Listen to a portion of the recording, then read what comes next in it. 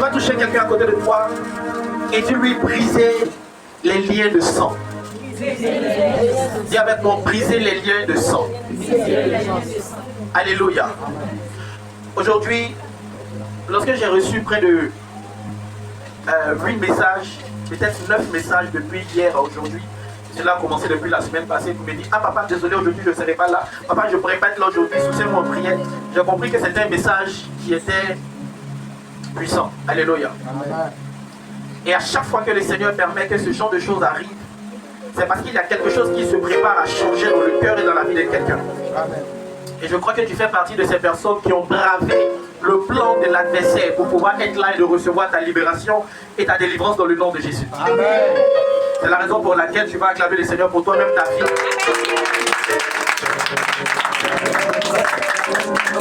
Alléluia.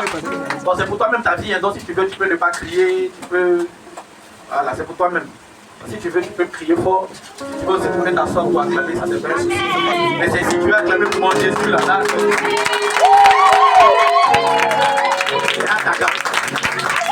c'est pour toi-même, là, alléluia. Que Dieu te bénisse abondamment et que la grâce de Dieu soit sur ta vie. Ce soir, ce qui nous rassemble, c'est briser les liens du sang. Dis avec moi, briser les liens du sang. Dis encore, briser les liens du sang. Alléluia. Vous savez, le plus gros combat que nous avons en tant que chrétiens, ce n'est même pas les démons. Alléluia. Le plus gros combat que nous avons, c'est notre sang. Alléluia. C'est le plus gros combat que chaque chrétien a. La Bible dit ceci, pour ceux qui étaient connectés le jeudi dans le groupe Telegram, j'ai pris comme référence le livre de Jean, Jean chapitre 1 verset 12, à partir de 12 à 13, alléluia. Et la Bible dit ceci que nous n'avons pas à lutter, pardon, la Bible dit que, prends-moi le passage, Jean chapitre 1 verset 12 à 13, à tous ceux qui l'ont reçu, à ceux qui ont cru en son nom, elle a donné le pouvoir de devenir enfants de Dieu, lesquels sont nés ni de la volonté de la chair, ni de la volonté de l'homme, ni du sang, mais de Dieu. Mais de Dieu. Alléluia. Donc la Bible dit ceci que pour toutes les personnes qui ont accepté Jésus, ces personnes-là sont nées de nouveau. Mais elles ne sont pas nées de la volonté de la chair, elles ne sont pas nées de la volonté de l'homme, elles ne sont même pas nées du sang. Ce qui veut dire quoi? Ce qui veut dire que ton sang que tu as n'est pas né de nouveau. Dis à ton voisin, ton sang n'est pas né de nouveau. Ton sang n'est pas né de nouveau. Alléluia. Ton sang, coupe le ventilateur qui est en haut de moi. Ton sang n'est pas né de nouveau. Le sang que tu as là, le jour où tu as accepté Jésus, c'est le même sang là que tu as. Quand tu as fini d'accepter Jésus, c'est la même chose. Alléluia. Le sang que tu as dans ton corps, ce n'est pas le sang de Jésus. Dis à ton voisin, ce n'est pas le sang de Jésus. Alléluia. C'est le sang de ton papa. Amen. Le sang que tu as dans ton corps, c'est 23 chromosomes de ton père, 23 chromosomes de ta mère qui se sont mis ensemble, qui ont formé la personne que tu es. Alléluia. Donc, tout ce qui était lié à ce sang-là sont encore en toi et sont encore dans ta vie. Depuis plusieurs personnes, certaines personnes n'ont pas compris le concept même de la nouvelle naissance. Du coup, ils nous ont mis dans des combats, ou du moins, ils nous ont mis dans des choses vraiment inutiles. Alléluia. On pensait que lorsqu'on allait accepter le Seigneur Jésus, puisque notre sang était de nature humaine, notre sang allait totalement changer. Il y a des gens qui ont accepté Jésus et dans leur famille, il y avait le diabète. Et eux aussi, ils ont eu le diabète. Parce que ça n'a rien changé dans leur sang. Absolument rien. Ce qui est né de nouveau dans ta vie, c'est ton esprit qui était connecté autrefois à Dieu, mais qui, à cause du péché d'Adam, qui a été déconnecté de Dieu. Du coup, à cause de ce péché-là, ton esprit n'est plus connecté à Dieu. Donc quand tu acceptes Jésus, c'est ton esprit qui est régénéré. C'est ton esprit qui est transformé et c'est ton esprit qui est désormais connecté à Dieu. Mais en ce qui concerne ta chair, en ce qui concerne ton sang, en ce qui concerne tout ce qui est rattaché à ton corps et à ton âme, tout ça là, c'est encore là. Et on doit lutter avec. Dis à ton voisin, on doit lutter avec. Alléluia. Et c'est parce qu'on n'a pas lutté avec cela qu'aujourd'hui, il y a beaucoup de choses qui nous suivent jusqu'à présent. Je me rappelle, il y a quelques temps de cela, j'ai eu un songe. Et dans le songe, je me rappelle, il y avait un homme qui me poursuivait. Enfin, il me suivait. Et pendant que je marche, je cours, je fais tout, mais la personne est derrière moi. C'était l'image d'un cousin à moi. Le gars me poursuit, je rentre dans le trou, il est là-bas. Je saute dans les airs, il est avec moi. Je pense qu'il est là, peu importe ce qu'il fait, le gars est là. Je me retourne, lui et moi on s'attrape, on se bat. Je le frappe, je le prends. Tu vois dans les dessins animés, là maintenant tu prends les gens, tu les tords, tu les plies, tu fais tout, mais il est là. Dis à ton voisin, il est là. Il ne bouge pas. Il dit, mais attends, le gars là, il me veut quoi? Arrivé à un certain moment, je suis arrivé quelque part, il y a un monsieur qui descendait les escaliers, il m'a donné comme une sorte de pieu. Et j'ai pris le pieu, puis j'ai planté ça au niveau de sa tempe. Donc quand j'ai planté, il était un peu étourdi, mais il n'était pas mort. Et les escaliers où la personne était descendue, il y avait un portail. Le portail s'est ouvert et j'ai senti dans mon cœur que pendant qu'il est étourdi là, c'est maintenant que je dois courir. Parce que lui là, il ne va pas mourir. Tout ce que je peux faire, c'est de mettre une certaine distance entre lui et moi pour ne pas qu'il puisse me rattraper. Alléluia. Et quand je suis sorti du songe, le Saint-Esprit m'a fait comprendre que la personne avec qui tu étais en train de te battre, ce n'est pas un démon, ce n'est pas Satan, mais ce sont les liens de famille qui sont rattachés à ton sang. C'est la raison pour laquelle c'était l'image d'un cousin à moi, un cousin paternel. Et je ne l'avais jamais vu en rêve, mais je l'ai vu particulièrement lui en songe. Et je sais qu'il n'est pas sorcier, qu'il n'est pas mystique, au contraire, il va à l'église, c'est un chrétien. Donc comment se fait-il que c'est son image que j'ai vue? Et le Saint-Esprit m'a fait comprendre, ce n'est pas la sorcellerie, ce n'est pas Satan, mais c'est le lien de sang qui te poursuit jusqu'à présent. Et tant que tu n'as pas traité avec ça, il y aura des combats que tu vas mener toute ta vie et tu ne vas jamais voir d'issue à ce combat. Mais aujourd'hui, le Saint-Esprit nous a donné le mandat de pouvoir traiter cela une fois pour toutes et sortir de la captivité du lien de sang. Alléluia. Dis avec moi, je dois briser les liens du sang. Dis encore, je dois briser les liens du sang. Tu vas prendre ta Bible avec moi dans le livre de 1 Corinthiens, chapitre 6. 1 Corinthiens, chapitre 6. Et on va lire à partir du verset 19 à 20. 1 Corinthiens chapitre 6 à partir du verset 19 à 20. On va prendre beaucoup de livres aujourd'hui. Après Corinthiens, on va prendre Romains chapitre 7 verset 18 à 24 et Psaume 51 verset 7. Alléluia. Donc avant si tu prépares Romains 7 18 à 24. On va se tenir debout pour la première lecture. 1 Corinthiens chapitre 6 à partir du verset 19. Verset 19 à 20. Ne savez-vous pas que votre corps est le temple du Saint-Esprit Ne savez-vous pas que votre corps est le temple du Saint-Esprit qui est en vous, que vous avez reçu de Dieu, que vous avez reçu de Dieu, et que vous ne vous appartenez point à vous-même, et que vous ne vous appartenez point à vous-même, car vous avez été rachetés à un grand prix. La Bible dit que vous avez été rachetés à un grand prix. Glorifiez donc Dieu dans votre corps, Glorifiez donc Dieu dans votre corps et dans votre esprit, et dans votre esprit qui appartiennent à Dieu. Amen. La Bible dit glorifiez donc Dieu dans votre corps et aussi encore dans votre esprit. Et la Bible déclare que ces deux parties-là appartiennent à qui? Les deux parties appartiennent à qui? À Dieu. Alléluia. Romains chapitre 7 verset 18 à 24. Romains 7 verset 18. Ce qui est bon, je le sais, très bien, n'habite pas en moi, ça n'habite pas en moi, c'est-à-dire dans ma chair, c'est-à-dire dans ma chair. c'est la volonté,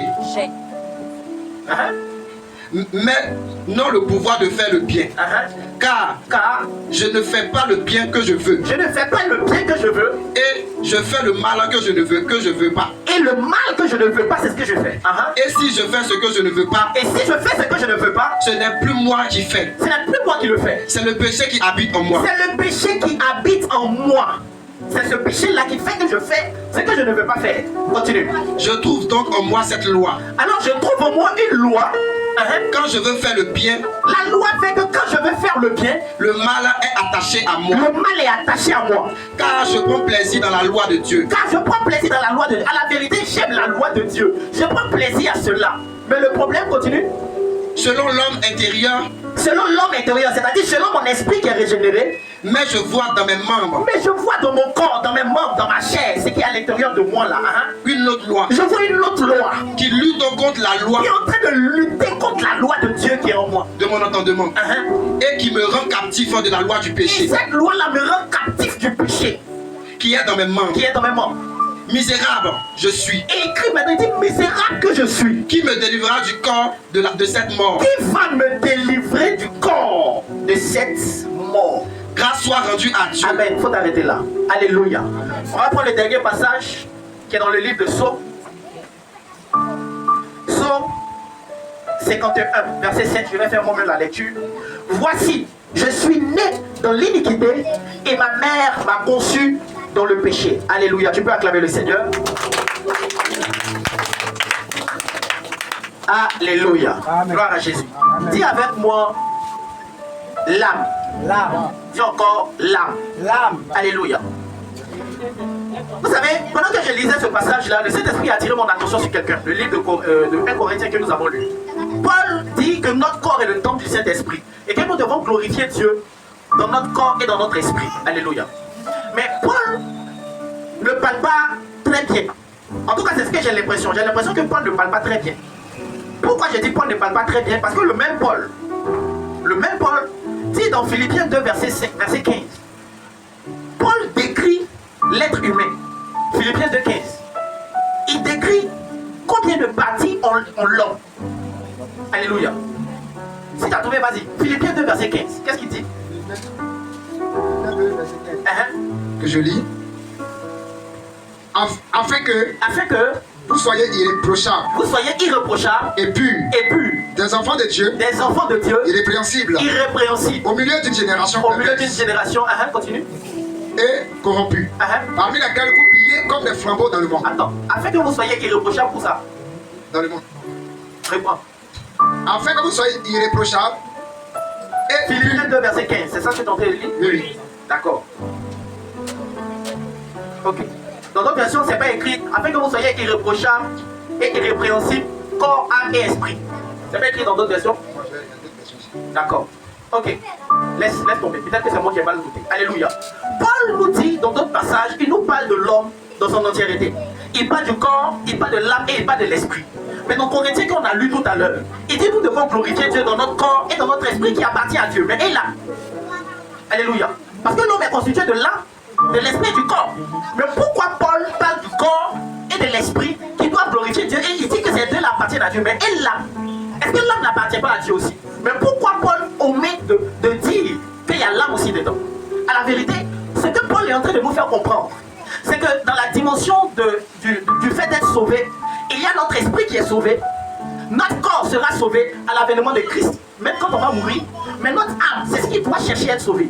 Alléluia. Donc notre âme n'appartient pas totalement à Dieu. Notre âme est en train d'être sauvée par le travail que nous allons faire nuit et jour pour pouvoir nous garder nous-mêmes. Alléluia.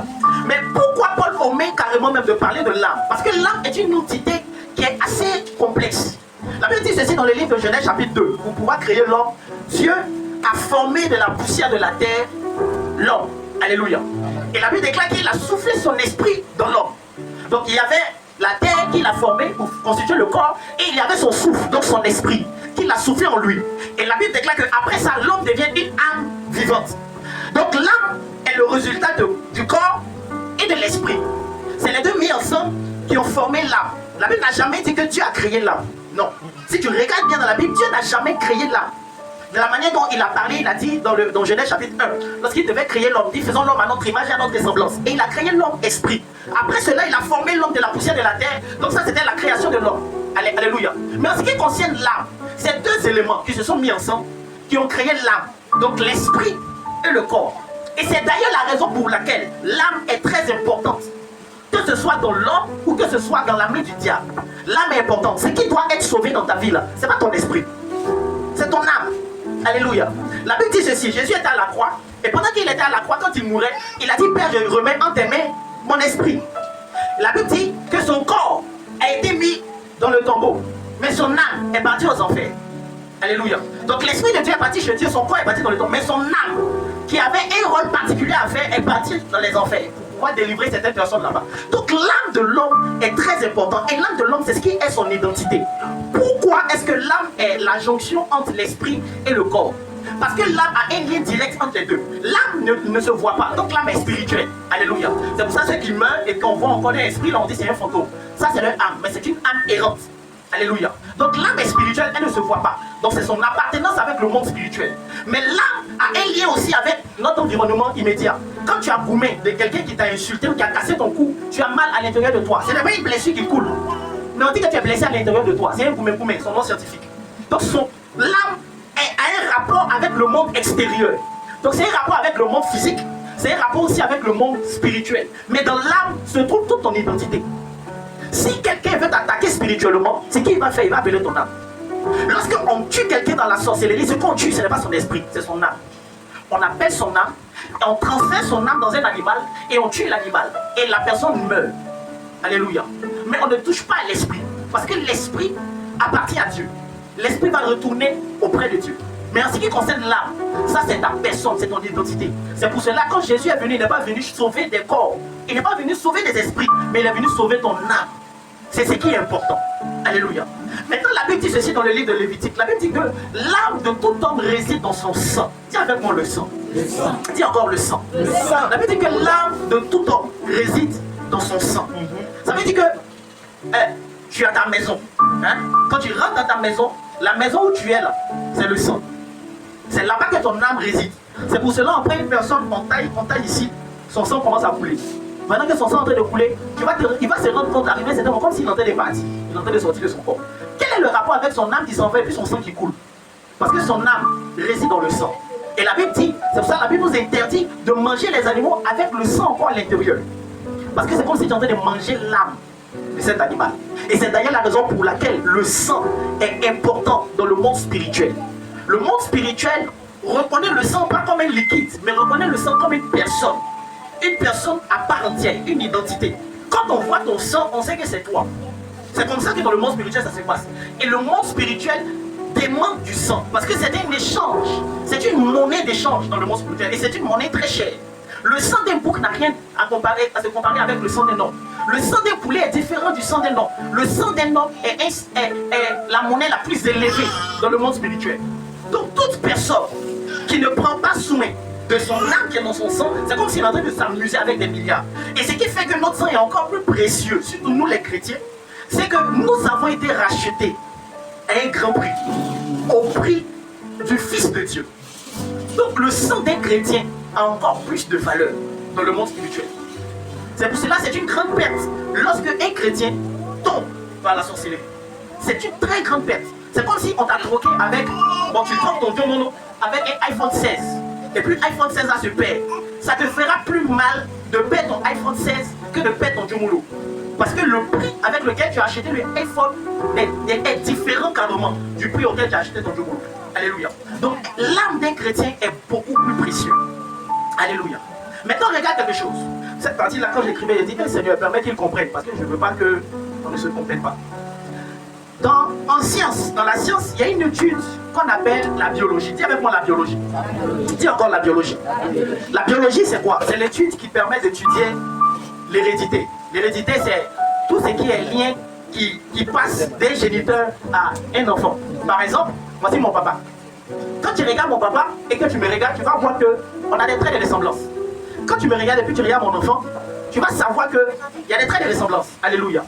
Et ce qui fait qu'il y a des traits de ressemblance entre nous, c'est ce qu'on appelle la génétique. Parce que dans les gènes que j'ai, je les transmis aussi à mon fils. Et du coup, lui et moi, on a les mêmes traits.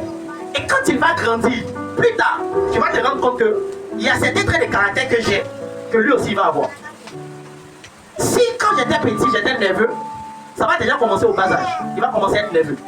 Tu essaies de tirer quelque chose dans sa main, il te tape. Tu essaies de faire quand il pleure. Pour te faire savoir que lui aussi il est comme toi. Souvent il y a rien, mon enfant, puis il dit maintenant, tu penses que moi-même. Jamais il te parle et puis tu viens te passer devant lui, il dit mais attends, il dit quoi même. Tu es trop comme moi quoi. Alléluia. Mais quand je le regarde, c'est moi que je vois. Parce qu'on a les mêmes gènes, on a les mêmes traits de caractère.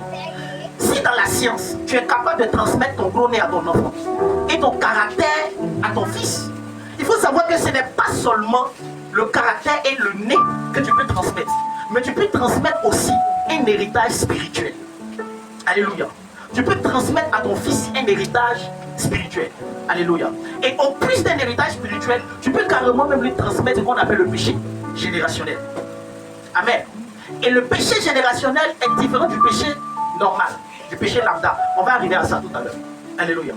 Donc spirituellement, il y a certaines personnes qui ont reçu les gènes de leurs parents en ce qui concerne le physique, en ce qui concerne, je sais pas, le groupe sanguin, le comportement, mais ils ont aussi reçu un héritage spirituel dans leur sang.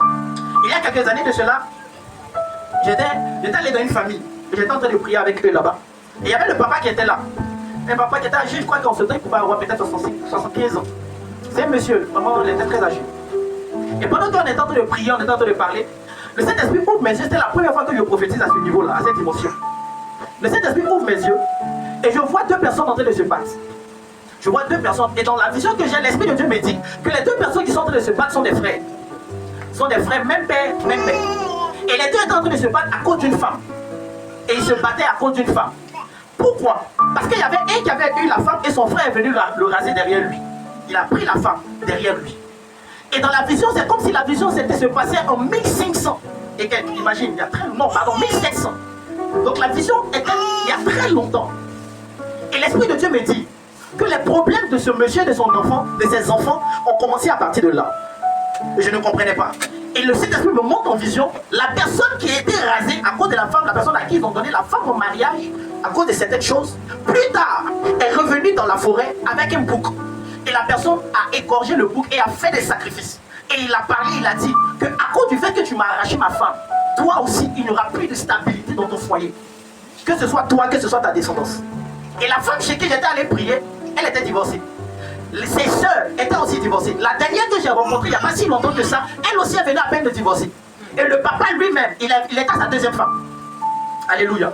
Et j'ai dit au papa, je lui ai dit, papa, le problème que vous avez remonte à depuis 1700. Et je lui ai expliqué l'histoire. Et il m'a dit effectivement que leur village était scindé en deux groupes. Et lui, son groupe, c'était l'histoire, c'était le monsieur qui avait pris la femme en question. Que c'est une histoire qui est connue dans les régions. C'est des guéris. C'est une histoire qui est connue dans les régions. Et pendant que je parlais avec lui, je lui disais, je vois une femme qui est arrêtée un peu loin, mais je la vois en train de raconter, en train de dire des paroles de malédiction sur toi. Elle est en train de dire des paroles de malédiction, en train de dire, je la vois même aller chez les marabouts. Il dit, lui, que c'est son ex-femme. Parce qu'il a rencontré sa première femme qui est décédée. Il a marié une autre femme avec qui il s'est séparé. Et il a pris une troisième femme aussi qui est décédée. Alléluia. Et la deuxième femme était en train de lancer des malédictions sur lui. Elle lançait des malédictions. Elle lançait des malédictions. Et il a dit effectivement que cette femme-là, elle lançait des malédictions contre lui. Elle est même allée voir des marabouts. Alléluia. Donc le problème de cet homme remonte, ça ne date pas de maintenant. Mais son problème date depuis les années 1700. Parce que son grand-père a eu à poser des actions. Et la malédiction s'est rattachée au sang de son grand-père, qui les a suivis de génération en génération jusqu'à tomber sur lui, ses enfants. Alléluia. Et plusieurs personnes comme ça,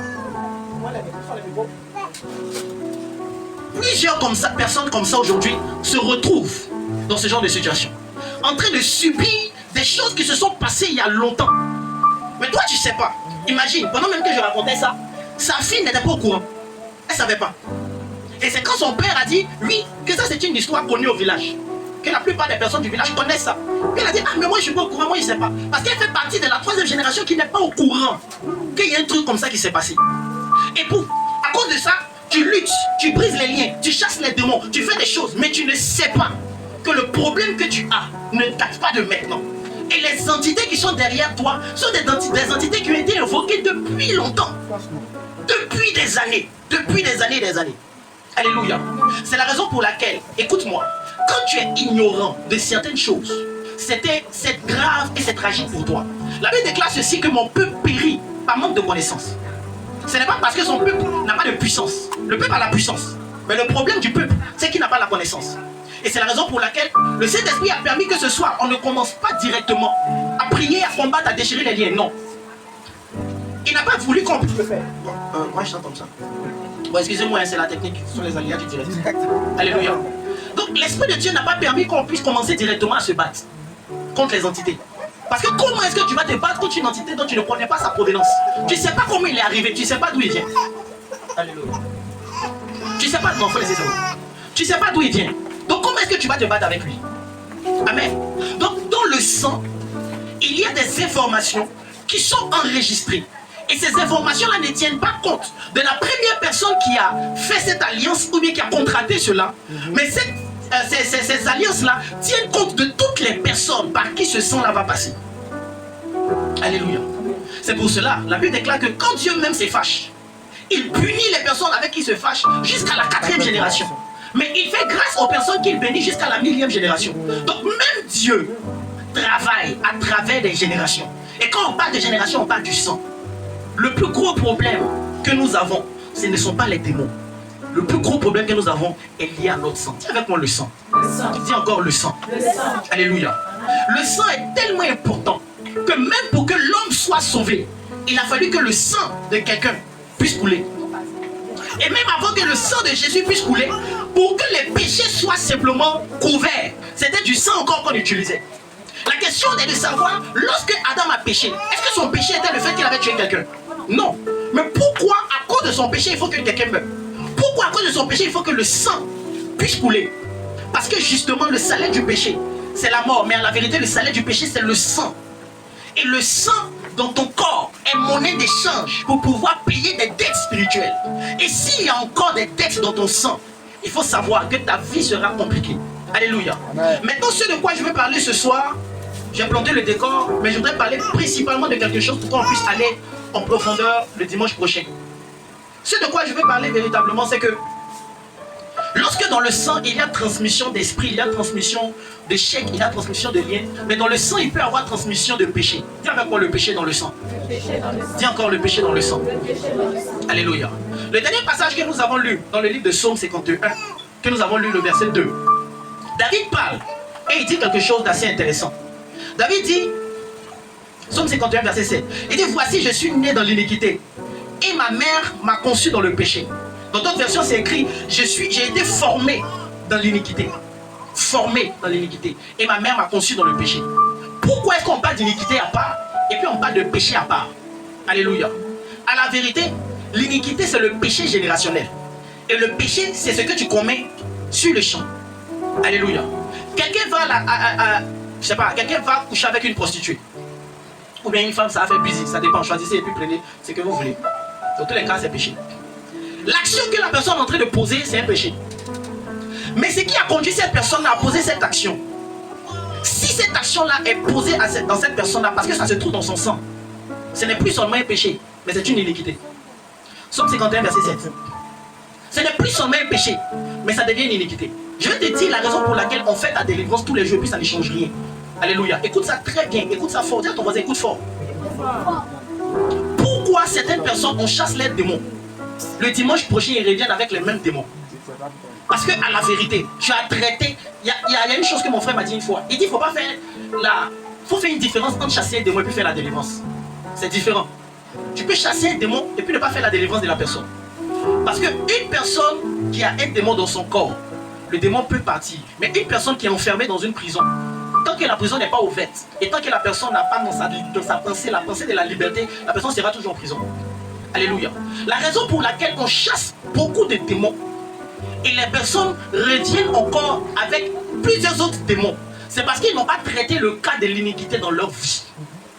Aussi longtemps que le cas de l'iniquité ne sera pas traité dans ta vie, tu vas toujours combattre avec des esprits. Parce que les esprits sont rattachés à un péché qui est lié à ton sang.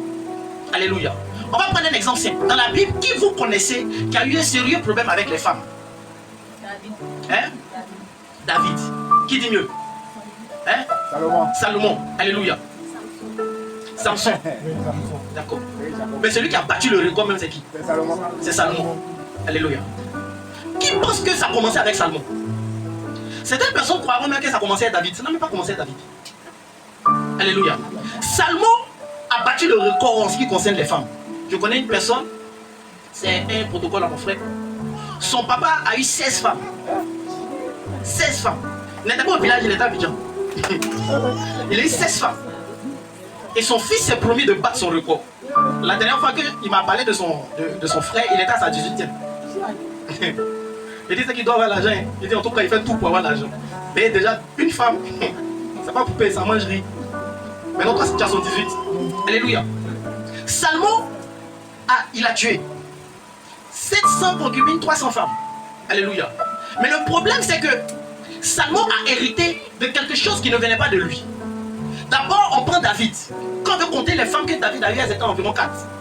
Mais l'histoire qu'on connaît, c'est que David il a eu Milka, il a eu une autre qu'il a rencontrée, qui était en l'exil. Il a eu la femme de Nabal, il a eu encore une autre femme qu'il a pris, la femme de celui qui l'a tué là, de Uri. Il a eu d'autres femmes, c'est-à-dire au moins 4 femmes. Mais on ne comptait pas aussi ses concubines. Parce que son fils Absalom, la Bible déclare qu'il a pris toutes ses concubines. Et les théologiens disent qu'elles étaient au moins 20. Avec lesquelles il a couché avec lui seul. Il les a mis sur le toit du royaume. Et puis il a couché avec elles toutes. Donc dans la famille, ils ont la force de ça. Alléluia. Il a couché avec elles toutes. Mais la Bible dit ceci. Et c'est Salomon qui dit cela. Et c'est David qui le dit. Psaume 51, verset 7. Il dit, je suis né dans l'iniquité. Dans d'autres versions, on dit, je suis formé dans l'iniquité et ma mère m'a conçu dans le péché. Donc l'acte que sa mère a posé pour qu'il naisse, c'était le péché. Mais la condition dans laquelle sa mère était, c'était l'iniquité. Pourquoi est-ce que David dit que sa mère l'a formé dans l'iniquité? Parce que certains théologiens disent que la mère de David était une prostituée. Vous vous rendez compte pourquoi pendant que ses frères sont à la maison, lui il est en train de suivre les brebis? Parce que la femme qui était à la maison là, ce n'était pas son enfant. Alléluia. Ce n'était pas son enfant. Donc la mère de David était certainement une prostituée. Et toutes les personnes qu'elle a eu à aligner dans sa vie, tu comprends pourquoi son petit-fils a déjà foule comme ça. Alléluia. Mais en la vérité, quand tu lis ça, tu crois que ça remonte à sa mère ou bien à son père. Parce que son père aussi, pour que tu puisses laisser ta femme à la maison pour aller coucher avec une tisa, c'est qu'il y a quelque chose. Mais ça ne remonte même pas à David. Ça ne remonte même pas à son père. Mais ça va encore plus loin. À leur ancêtre. Alléluia. La Bible parle d'un homme qu'on appelait Judas. Judas avec sa femme, il a eu des enfants. Et parmi les enfants qu'il a eu, il y avait un qui était mort. Il y a un autre qui devait donner la postérité à son frère. Et il couchait avec la femme de son frère qui était mort. Et il éjaculait par terre. Donc Dieu l'a tué. Et il y avait maintenant le dernier qui devait prendre cette femme. Mais puisqu'il a vu que ses enfants sont en train de mourir, il n'a pas voulu donner cette femme. Et le monsieur a gardé son fils. Et la veuve qui attendait un nouveau mari, depuis elle voit que le mari ne vient pas. Elle regarde le jeune, il est devenu frère, un bon pécoustien. Mais au début, on ne le donne pas en mariage. Et la Bible déclare qu'elle s'est transformée en prostituée. Et puis elle allait sur la route. La question est de savoir comment elle savait que quand elle allait se transformer en prostituée, Jacob et Judas allaient venir vers elle. C'est parce que Judas avait l'habitude de sortir avec les prostituées. Donc la Bible déclare qu'elle s'est mise en tenue de prostituée et elle est partie se mettre sur la route, sur son chemin. Et comme il ne peut pas voir Orlé pour laisser, quand il l'a vu, en même temps, il a couché avec elle. Alléluia. Et à partir de ce moment, cela est rentré dans sa descendance. David vient de la tribu de Juda. Le père de David vient de la tribu de Juda. Salomon vient de la tribu de Juda. Toutes les différentes personnes qu'on connaît dans la Bible qui ont eu problème avec les femmes, les dits comme les non-dits, ils venaient de la tribu de Juda. Parce que ça a commencé avec Juda père. Alléluia. Et plusieurs personnes sont en train de trimballer certaines choses. Le péché générationnel qu'on appelle l'iniquité, c'est un péché transgénérationnel. C'est-à-dire c'est un péché que tu commets, que tu commets, que tu commets, que tu commets. Comment est-ce qu'on atteint un péché qui devient iniquité? Le péché inique, c'est un péché que tu fais de façon continue, au point où ça rentre dans tes mœurs, ça devient une habitude. Il y a certaines personnes, je vais vous expliquer pourquoi certains hommes de Dieu, arrivés à certains moments, laissent carrément la main de Dieu puis sont touchés à des feux étrangers. À la vérité, Dieu pardonne. Mais pourquoi ils atteignent ce niveau-là? Parce qu'à force de tomber, de chuter, tu tombes, tu chutes, tu tombes, tu es dedans, tu tombes, tu dis Seigneur, pardon, mon Seigneur, pardon, mon Seigneur. Arrivé à un certain moment, tu ne demandes même plus Seigneur, pardon. Et puis tu justifies ton péché. C'est-à-dire le péché là, ça devient pour toi quelque chose de normal. Tu commences même à prêcher sur ça. Tu commences à parler de ça. Tu dis non, mais ça fait quoi? On peut avoir 7 femmes, on peut avoir 12 femmes, on peut goûter avant des trucs. Tu justifies l'action que tu es en train de poser. Parce que pour toi, ce n'est plus un péché. Ça devient normal. Et à ce niveau-là, ce n'est plus un péché saint, mais ça devient une iniquité. Et l'iniquité est l'une des choses que Dieu ne pardonne pas. Alléluia. Parce que le péché peut être lavé, mais l'iniquité doit être ôtée. Si ton iniquité n'est pas ôtée, tu vas travailler, tu vas trimballer avec ça toute ta vie. Et beaucoup de personnes, tu vas te rendre compte que plusieurs personnes aujourd'hui se retrouvent en train de poser des actions. Et ces actions qu'ils sont en train de poser à la vérité, ça ne vient même pas d'eux. Mais ça vient d'une attitude que leur père, leur arrière-grand-père n'ont pas traitée. Jusqu'à ce que ça rentre dans leur gène. Les scientifiques ont démontré que si tu fais quelque chose continuellement, tous les jours, pendant 21 jours, ça commence à rentrer dans ton attitude. Et plus ça rentre dans ton attitude, plus ça s'enregistre dans tes gènes. Donc cette attitude-là, ça peut être transmis. Tu peux transmettre ça à tes enfants. Alléluia. Moi, je n'étais pas né. Peut-être que je me trompe. Mais ce que j'aurais appris, c'est que mon papa fumait. Alléluia. Et chose bizarre, tous ces enfants ont touché à la cigarette. Nous tous, on a touché à la cigarette. On a fumé. Nous tous, sans exception. Est-ce que on l'a vu quand il faisait ça? On l'a pas vu. Mais qu'est-ce qu'il y a des amis parmi nous, des personnes qui étaient avec nous, qui ne fumaient pas. Jusqu'à présent, il y a des amis avec qui j'étais, ils n'ont jamais fumé. Parce qu'ils n'aiment pas. Moi, par contre, la drogue, je n'aimais pas. Bon, un ton passant, mais c'est pas quelque chose qui est rentré dans mes noces. Certainement parce que mon papa n'a jamais fait ça. Donc il y a des choses que tu fais aujourd'hui. Ça ne dépend pas de toi. Mais ça dépend de quelque chose qui est rentré dans ton sang et qui agit jusqu'à présent. Pourquoi certains péchés, tu n'arrives pas à les lâcher? Est-ce que tu sais que même la jalousie peut être transmise par le sang? Il y a des gens qui sont anormalement jaloux. Et quand je parle de jaloux, ce n'est pas jaloux de gens, mon gars, me trompe, mais non. Tu vois quelqu'un un ami à toi qui commence à évoluer, puis tu es jaloux, tu ne sais pas d'où ça vient. Quand tu vois sa réussite, tu sens une forte jalousie à l'intérieur de toi. Tu ne sais pas d'où ça vient. Il faut bien regarder. Ton papa ou bien ta maman était très jaloux ou très jalouse. Et il n'a pas traité ça. Et toi, tu manifestes cette jalousie-là. C'est un péché, mais ça vient d'une iniquité qui est dans ton sang. Certaines filles aujourd'hui ne se rendent pas compte de pourquoi c'est facile pour elles de coucher avec plusieurs personnes. Tu ne sais pas. Souvent, quand les gens deviennent âgés, on se dit que non, ils sont sages, ils sont bien, mais tu connais ce qu'ils ont fait dans leur jeunesse. Aujourd'hui, tu as beaucoup de gars, tu as beaucoup de chéris, tu as beaucoup de choses comme ça. Mais peut-être qu'avant toi, ta mère ou même ton père était polygame. C'était quand la dernière fois, la jeune fille que tu as envoyée, Cathy, la jeune fille que tu as envoyée la dernière fois. Pendant que j'étais assis avec elle en entretien, le Saint-Esprit me montre, elle t'a expliqué un peu, mais t'as pas tout expliqué. Le Saint-Esprit me montre certaines choses la concernant. Et la plupart des choses que le Saint-Esprit me montre donnent un lien directement avec sa mère. Je lui dis que je te vois avec, je vois un enfant que tu as eu avec quelqu'un avec qui vous vous êtes séparés. Elle dit oui, effectivement, qu'elle a un garçon, elle a aussi une fille, mais elle est séparée avec la personne. Je dis la personne en question te battait, te frappait. En plus de te tromper, il te battait. Que c'est la raison pour laquelle tu es parti. Elle dit oui, effectivement. Il dit mais le problème ne vient pas de lui, le problème vient de toi. Parce que ta maman, ton papa battait ta maman à la maison. Et tu as vu ça quand tu étais petite. Et à plusieurs reprises, ta maman voulait partir, mais à cause de vous, elle est restée. Elle dit oui, effectivement. Il dit, mais en plus de ça, ton papa n'avait pas une seule femme, il avait une autre femme. Elle dit, oui, il avait une autre femme, ceci et cela. Il dit, mais en plus de ça, il y a quelqu'un d'autre qui vient dans ta vie actuellement qui est en train de te bloquer. La personne là te veut, il veut même te marier, mais le problème c'est qu'il est une autre femme. Elle dit, oui. Il dit, le problème c'est qu'il est une autre femme. Elle dit, effectivement. Mais en fait, comment est-ce que lui, il est une autre femme? Parce que son frère est décédé. Et la femme de son frère, on lui a donné. Donc c'est sa femme aussi. Donc même si ce n'est pas quelque chose qui est genre, il est parti la chercher pour la déposer à la maison, n'empêche qu'il a une autre femme. Et son père à elle, il avait deux femmes. Il bottait sa maman. Et la personne avec qui elle était aussi la bottait. Et là, certainement, si on ne fait pas sa délivrance, certainement, la personne qui veut la marier, qui va la marier, il va la botter aussi.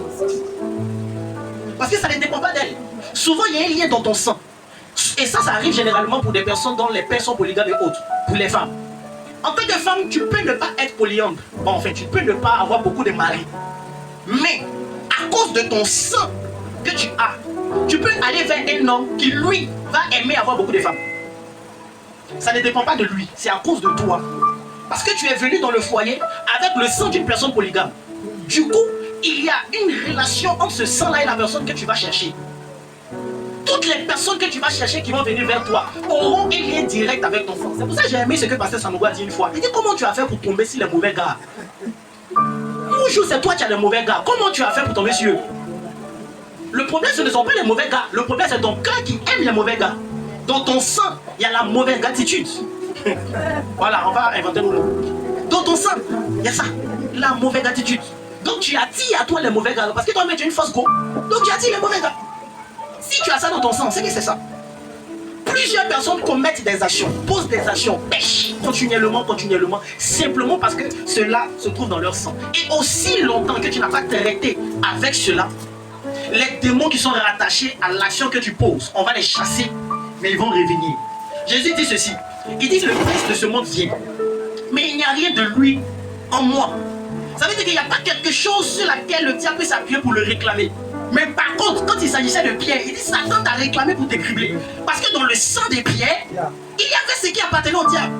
Il y avait le péché de la lâcheté. Parce que c'était un lâche, il fuyait. Alléluia. Donc aussi longtemps que tu n'auras pas à traiter avec ton problème de sang, il y aura des choses qui vont te poursuivre et qui vont t'atteindre. Ça va t'avoir. Nous, on est en train de travailler avec affaires des femmes. Alléluia. Qu'on le veuille ou non, on est marié, on n'est pas marié. Mais si toi, tu fermes tes yeux pour marcher, ils vont venir enlever, mais là, il faut me regarder un peu. Parce que c'est dans le sang. Ça travaille dans le sang. Mais gloire soit rendue à Dieu le Père, qui nous a donné son Fils, afin de nous donner un remède contre l'iniquité. Dis avec moi, l'iniquité sera ôtée de ma vie au nom de Jésus. Dis encore, l'iniquité sera ôtée de ma vie au nom de Jésus. Alléluia. Tu vas prendre ta Bible avec moi rapidement dans les livres de... Oh, c'est vrai que ça fait du bien à quelqu'un. Tu peux acclamer si ça te fait du bien. Tout à l'heure, on va prier. Non, ne t'inquiète pas. Ne t'inquiète pas. Tout à l'heure, on va prier. Les gens qui aiment prier sans comprendre les choses là. On va prier. Zacharie chapitre 3, verset 4. Zacharie chapitre 3, verset 4, et puis Ésaïe 6, verset 7. Zacharie 3, Verset 4. verset 4. Vas-y. Zacharie 3, verset 4. L'ange prenant la parole, L'ange prenant la parole, dit à ceux qui étaient devant lui, dit à ceux qui étaient devant lui, ôtez-lui les vêtements sales. ôtez-lui les vêtements sales. Puis il dit à Josué, Et il dit à Josué, vois, vois, je t'enlève ton iniquité je t'enlève ton iniquité et je te révèle d'un habit de fête. et je te révèle d'un habit de fête. Ésaïe 6, verset 7. Ésaïe 6, verset 7. Il en toucha ma bouche et dit, ceci a touché tes lèvres, Ceci a touché tes lèvres, ton iniquité est enlevée ton iniquité est enlevée et ton péché est expié. et ton péché est expié. Alléluia. Gloire à Jésus. Le péché d'iniquité n'est pas un péché normal pour qu'on puisse le laver. Non. Le péché d'iniquité doit être ôté. Alléluia. Et si le péché d'iniquité est un péché qui est fait de façon continue, donc qui est rentré dans tes habitudes, l'une des choses que tu dois faire pour pouvoir arrêter sa progression, c'est que tu puisses introduire en toi une autre habitude qui va venir contrer cela. Alléluia. Amen. C'est la raison pour laquelle, écoute-moi, la Bible dit ceci, affectionnez-vous aux choses de l'esprit pour ne pas se tromper aux œuvres de la chair. Si la chair, le sang est dans la chair et que tu fais les œuvres de la chair parce qu'il y a un péché d'iniquité, plus tu vas t'affectionner aux choses de l'esprit, plus tu vas te rendre compte qu'il y a des péchés iniques qui sont en toi que tu vas commencer à bloquer progressivement. Alléluia. Amen. Ça, c'est la première des choses pour pouvoir contrer l'iniquité. La deuxième des choses pour contrer l'iniquité, c'est qu'on a à notre disposition un sang qui a en lui aucune tâche ni iniquité. Et ce sang qui est mis à notre disposition a la capacité non seulement de changer l'aspect spirituel d'une personne, mais aussi l'aspect physique de cette personne. Alléluia. La Bible dit ceci, et c'est Jésus qui parle. Il prend le pain, il prend le vin, et il donne cela à ses disciples. Et il leur dit, ceci est mon corps, et ceci est mon sang. Il n'a pas dit que ceci est comme mon corps, et ceci est comme mon sang. Il dit, ceci est mon corps, et ceci est mon sang. Et il dit, prenez-le en mémoire de moi. Or, ce que nous devons comprendre, c'est que le sang a une mémoire en lui. Le sang garde le souvenir de certaines choses. Si le sang n'a pas vu que ton papa était voleur, et si toi tu n'as pas vu que ton papa était voleur, et puis le sang de ton père est entré en toi, c'est sûr que tu vas voler. Ce qui veut dire que la mémoire du vol de ton père se retrouve dans ton sang. Et si Jésus dit de prendre son sang en mémoire de lui, ça veut dire que quand tu prendras le sang de Jésus, c'est la mémoire de Jésus que tu auras en toi. Et la mémoire de Jésus, c'est quoi? La mémoire de Jésus, c'est la divinité. La mémoire de Jésus, c'est la sanctification. La mémoire de Jésus, c'est la royauté. La mémoire de Jésus, c'est la pureté. Alléluia. Le sang de Jésus vient pour contrer les œuvres de l'iniquité. Aussi longtemps que tu prendras le sang de Jésus, en n'ayant pas en toi la pensée que ce sang-là vient pour changer quelque chose dans ton organisme, dans ton ADN, il y a des choses que tu ne verras pas. Un jour, le Saint-Esprit me parle et j'étais fatigué de certaines choses en ce qui concerne femmes de nuit, comment on appelle ça? Les femmes avec qui je sortais ici et là. J'ai dit au Saint-Esprit, je suis fatigué, je suis épuisé de cela. Comment est-ce que je vais faire pour arrêter ça? Au moment où tu commences à te concentrer un peu, tu dis non, cette fois-ci là, je ne vais pas tomber. En même temps, dès l'instant où tu prends la décision, en même temps, message dans ton corps, appel vidéo sur toi, les trucs bizarres, les tenues compliquées. Elle arrive devant toi-même là, quelque chose qu'il a plaqué depuis longtemps, elle n'a jamais accepté. C'est aujourd'hui où tu as fait la prière là, c'est là, elle va se rappeler qu'elle est devant de toi. Il dit, Seigneur, je suis fatigué de ça. Mais le Saint-Esprit m'a donné deux choses. Il m'a dit, prie en t'appuyant sur ton baptême et prends la Sainte Seine. Parce que le problème que tu as est lié à ton sang, ça ne vient pas de toi. C'est un problème qui est lié à ton sang. Aussi longtemps que tu ne traiteras pas le côté du sang, tu ne pourras pas traiter avec cela. Et j'ai commencé à prendre la Sainte Seine comme café baoulé chaque matin, chaque jour. Je me rappelle, j'étais au Ghana en train de prier, gêné 40 jours, au 27e jour, bien combien de jours, je ne sais pas. Femme de nuit vient me visiter. Je dis, mais c'est quoi ça? Il n'a aucun respect pour la consécration. Ah, quand je l'ai encore, tu as venu me visiter. C'est comment? Et le Saint-Esprit m'a dit, prends la Sainte Seine. Que ton sang soit affecté par le sang de Christ. Amen. Que ton sang soit rempli du sang de Jésus. Plus ton sang sera transparent, il y aura un échange entre ton sang et le sang de Christ. Plus tu vas commencer à marcher selon Dieu. Et quand le diable viendra, il ne va rien trouver de toi en lui. Et j'ai commencé à manger le corps et le sang de Jésus avec la conscience que c'est le corps le sang. Écoute-moi, quand tu marches avec une révélation, peu importe ce qu'il y a devant toi, continue à croire que c'est ça. Il y a même des moments où tu ne vas pas gagner vin, tu ne vas pas gagner pain. Si tu as gagné gratin avec l'eau, c'est le sang et la chair de Jésus. Prends ça, mange. Mange ça. C'est ton voisin, mange ça. Alléluia. Je le disais la dernière fois au cours, on m'a invité. Il dit, écoute-moi, si un sorcier, pour pouvoir te rendre sorcier, il te fait manger la chair et boire le sang humain, et quand tu te réveilles, tu es sorcier, à plus forte raison, la chair et le sang de Jésus. Quand tu finis de manger ça, qu'est-ce que tu as en toi?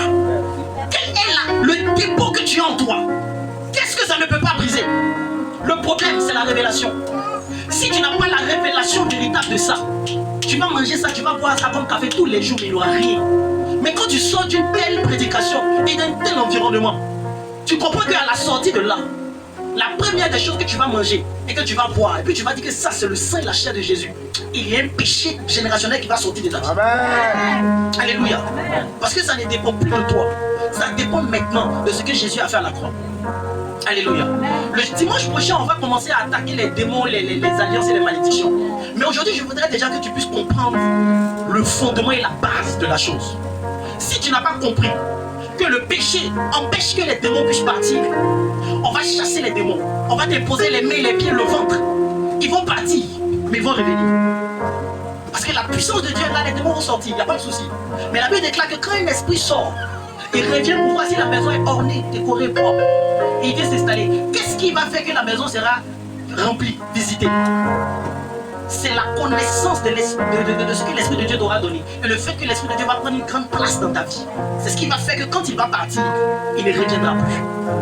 Et je crois qu'à partir d'aujourd'hui, il y a quelque chose que tu viens de prendre qui va empêcher tout esprit mauvais de revenir encore dans ta vie dans le nom de Jésus. Dis avec moi, mon sang est purifié. Dis avec moi, mon sang est lavé. Par le sang de l'agneau. Mon sang est purifié et lavé par le sang de Jésus. Alléluia. Est-ce que quelqu'un est prêt à prier avec moi ce soir? L'une des choses que tu dois comprendre en ce qui concerne le sang, c'est que premièrement, tout ce qui est rattaché au sang ne se traite pas directement par la puissance. Alléluia. Cela ne se traite pas directement par la puissance. On a eu à faire cette erreur-là pendant beaucoup d'années et on n'a rien vu.